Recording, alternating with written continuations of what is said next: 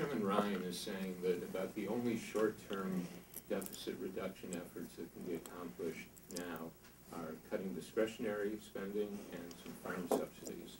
Do Democrats have an appetite for that? Do you think that's doable? Well, I think we should go to that table with a very open mind and listen to what people have to say.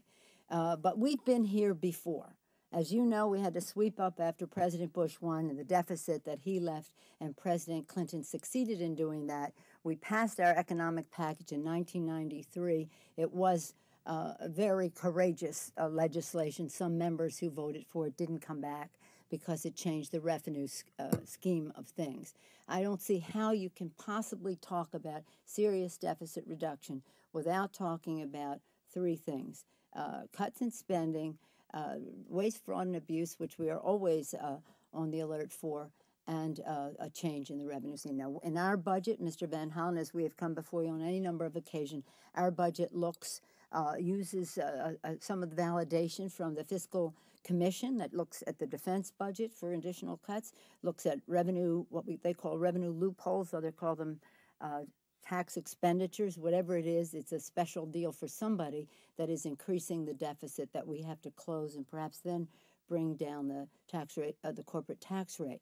So I think we have to, all of us have an open mind as to what really reduces the deficit, promotes growth, creates jobs, and takes us on a path to, as President Clinton did, toward a surplus. And his last 4 or 5 budgets were either in surplus or in balance.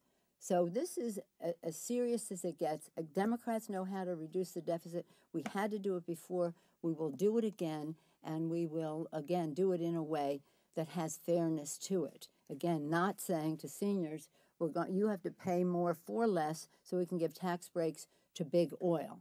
To saying to seniors, you may not be able to stay in a nursing home because we're giving tax breaks to businesses to send jobs overseas.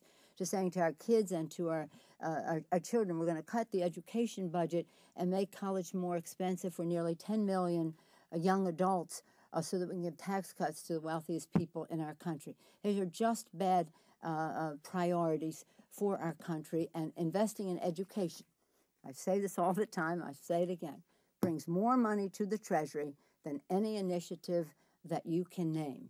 For us to cut education and the investments in higher education that are suggested is to have a blueprint for planned obsolescence of our economy, because education is the source of innovation, and we have to have growth if we're going to sustain balance in terms of our budget. So it's a very exciting time. This is what we come here to do, to have the debate about priorities, about where the revenues come from, what the investments should be, and they should be fair, they should provide opportunity and jobs, and they must reduce the deficit.